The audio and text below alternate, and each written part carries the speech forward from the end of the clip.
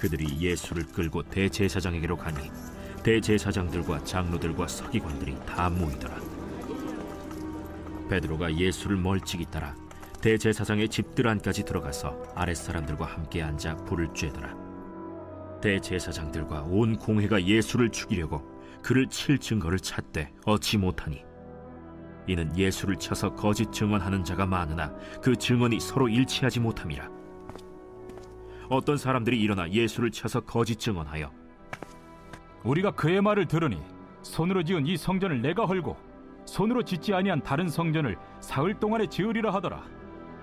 그 증언도 서로 일치하지 않더라. 대제사장이 가운데 일어서서 예수에게 물어 이르되 너는 아무 대답도 없느냐? 이 사람들이 너를 치는 증거가 어떠하냐? 침묵하고 아무 대답도 아니하시거늘 대제사장이 다시 물어 이르되 내가 찬송받으리 아들 그리스도냐? 내가 그니라. 인자가 권능자의 우편에 앉은 것과 하늘 구름을 타고 오는 것을 너희가 보리라. 대제사장이 자기 옷을 찢으며 우리가 어찌 더 증인을 요구하리요? 그 신성모독하는 말을 너희가 들었도다. 너희는 어떻게 생각하느냐? 하니 그들이 다 예수를 사형에 해당한 자로 정죄하고 어떤 사람은 그에게 침을 뱉으며 그의 얼굴을 가리고 주먹으로 치며 선지자 노릇을 하라 하고 하인들은 손바닥으로 치더라. Everyday is Sunday, 우리의 매일을 썬데이로 세팅하라. 할렐루야. 오늘도 선셋 메시지를 듣는 한 분 한 분의 성도님들을 예수님의 이름으로 축복합니다. 여러분 혹시 스스로 쓴 글을 수정해 본 경험이 있으신가요? 저는 학창시절 자기 소개서를 쓰면서 아버지의 도움으로 첨삭을 받은 적이 있었는데요. 특히 아버지께서 강조하셨던 부분이 글자 수를 줄이기였습니다. 회사나 공적인 목적으로 글을 쓸 때 반복되는 표현들은 줄이고 불필요한 접속사, 부사, 조사, 때로는 주어까지도 생략하면서 최대한 글을 간결하게 만들어야 한다는 것이었는데요. 이렇게 미사여구를 다 걷어내면 글의 요지가 잘 드러나고 읽기가 훨씬 편해진다라는 것입니다. 당시 이력서 항목에 200자, 300자 제한의 질문들이 있어서 짧은 그 지문 속에 어떻게 답을 담아야 할지 고민이었는데 아버지의 조언을 따라 글을 수정하니까 200자로도 충분히 내용이 담기는 걸 경험했습니다. 이때 배웠던 것이 저도 큰 도움이 돼서 이후 직장 생활이나 지금까지도 어떤 글을 쓸 때 먼저 한번 써놓은 후에 다시 한번 읽어보면서 글자 수를 줄여보는 것이 습관이 되었는데요. 그러면서 깨달은 것이 저희가 살아가면서 사용하는 언어 중에 생각보다 불필요한 내용들, 또 생략이 가능한 말들이 많다는 것이었습니다. 그렇지 않습니까? 우리도 때로는 필요 이상으로 많은 말들을 하면서 살아가는 것 같습니다. 그런데 제가 아는 어떤 한 책은 그 안에 불필요한 내용이 조금도 없을 뿐 아니라 그 안에 한 단어, 한 문장도 버릴 수가 없고 또 바뀌어서도 안 되는 책이 있습니다. 그 저자가 가장 완벽한 지혜로 그 책을 썼기 때문입니다. 눈치를 채셨나요? 바로 우리가 읽는 성경입니다. 특히 그 안에서도 붉은 글씨로 하이라이트가 된 부분이 있죠. 바로 성육신하신 예수님께서 하시는 말씀들이 있는데요. 그 한마디 한마디에 예수님의 숨결이 깃들여져 있는 것을 느낍니다. 예수님은 우리와 달리 그 하시는 모든 말씀에 불필요한 말이 조금도 없으신데요.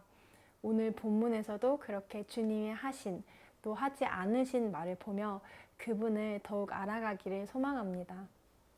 오늘 본문은 예수님께서 산헤드린 공회에서 재판을 받으시는 장면을 보여주고 있습니다. 앞서 예수님께서 겟세마네 동산에서 기도를 마치신 후 검과 몽둥이를 가진 무리들에게 사로잡히시죠. 그리고 제자들은 다 예수님을 떠나고 다 도망을 갔고 베드로 혼자서 멀찍이 숨어서 이 일을 보고 있었는데요. 사람들은 예수님을 끌고 대제사장의 집들에 도착해서 대제사장과 장로 또 서기관들 앞에서 재판을 시작합니다. 당시에 로마 지배 아래 있었던 유대인들로 구성된 이 산헤드린 공회는 유죄 선고나 죄수에 대한 어떤 사형 집행권이 없었습니다. 그래서 실제로 유죄 판결을 내릴 수 있는 로마 총독에게 고소하기 위해서 그 구실을 잡기 위한 하나의 사전 절차로서의 재판이었는데요. 이렇게 시작한 재판에 예수님에 대한 여러 증인들의 증언이 서로 일치 않아서 재판이 더디게 진행이 됩니다. 이 본문을 제대로 이해하기 위해서 우리가 먼저 알아야 하는 점은 이 재판은 애당초 부정과 불의의 연속이었다는 것입니다. 유대 법상 밤중에 재판을 진행하는 것이 금지되어 있었는데 우리가 아는 것처럼 이때는 한밤중 또 새벽이 오기 전에 그 야심한 시각이었습니다. 또 증인들의 증언이 서로 엇갈리는 경우에는 이것은 거짓 증언으로 판결이 되고 또 위증을 한 그 거짓 증인에게는 엄격한 그런 처벌이 이루어지는 것이 유대법의 규정인데요. 그런데 이 재판에서는 수많은 증언들이 서로 엇갈리는데도 모든 사람들이 이에 대해 공공연히 눈을 감으며 오직 예수님의 유죄 입증을 위해 힘쓰는 모습을 보입니다. 이렇게 애당초 기울어진 운동장에서 예수님께서 재판을 받고 계신 상황이신 겁니다. 이때 예수님의 반응은 어떠했을까요?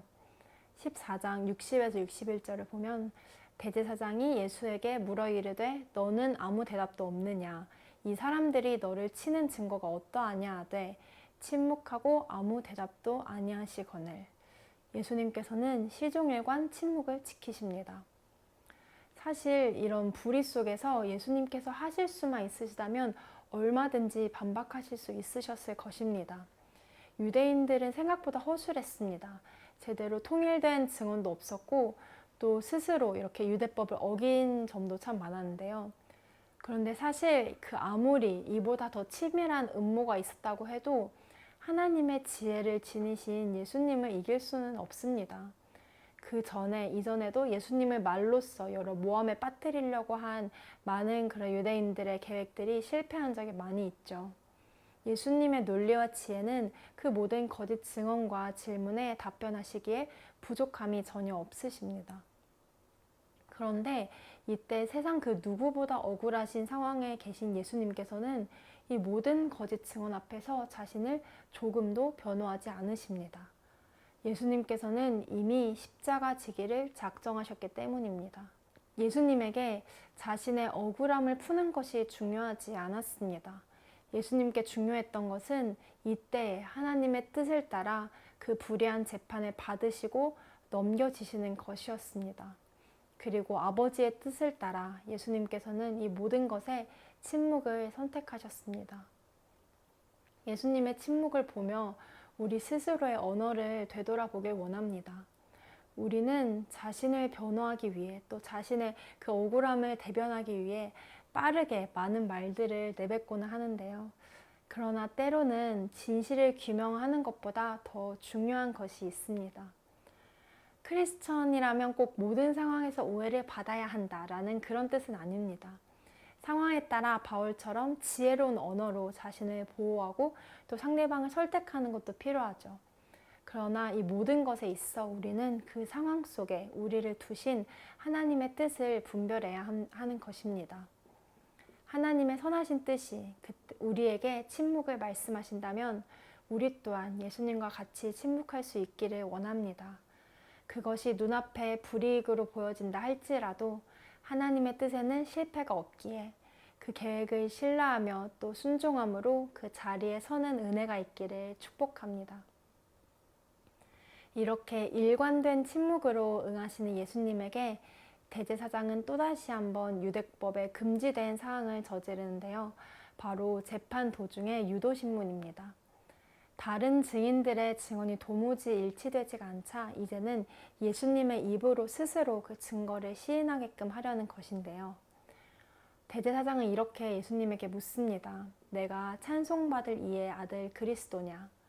이때 예수님께서 처음으로 침묵을 깨시고 당당하게 대답하십니다. 내가 그니라. 인자가 권능자의 우편에 앉은 것과 하늘 구름을 타고 오는 것을 너희가 보리라.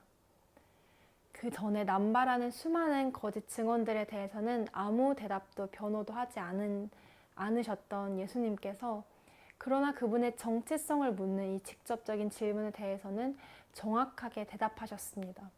예수님은 살아계신 하나님의 아들이시며 메시아로 오신 그리스도이십니다. 저는 예수님의 대답을 보면서 참 멋있다고 생각했습니다. 그리고 우리 또한 이렇게 말하고 이렇게 살기를 소망합니다. 정말 이 많은 허술한 거짓 증언과 같이 세상의 수많은 공격 앞에서 일일이 대응하지 않아도 우리가 믿는 신앙 그 하나만큼은 정확하고 담대하게 말할 수 있기를 원합니다. 제가 섬기는 포치에서 이제 최근에 한 가정으로부터 들은 이야기가 있는데요. 이번 여름 캠프 주제가 지팡이를 든 예수님이었습니다. 캠프 기간 동안 선한 목자와 양에 대한 스토리로 예수님에 대해 알아가는 시간을 가졌는데요. 이제 캠프가 마친 후에 한국 나이로 4살 정도인 한 아이가 어린이집에서 친구들에게 그렇게 목자와 양의 이야기를 자주 한다는 것입니다. 길을 가다가도 목자가 양을 모든 그림을 발견하면 친구들에게 그렇게 열심히 항변을 하듯이 선한 목자이신 예수님을 설명해 주었다고 하는데요. 부모님께서는 오히려 그 친구들이 걱정될 정도였다고 합니다.